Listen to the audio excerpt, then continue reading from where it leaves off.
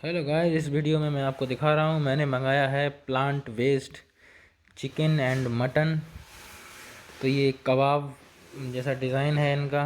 मैं तो pure vegetarian हूँ, मैंने कभी नॉनवेज खाया नहीं है, बट मेरे फ्रेंड की रिकमेंडेशन पे मैंने ये प्लांट वेस्ट मंगाया है। और अच्छी बात ये है कि बहुत ही हेल्दी है ये।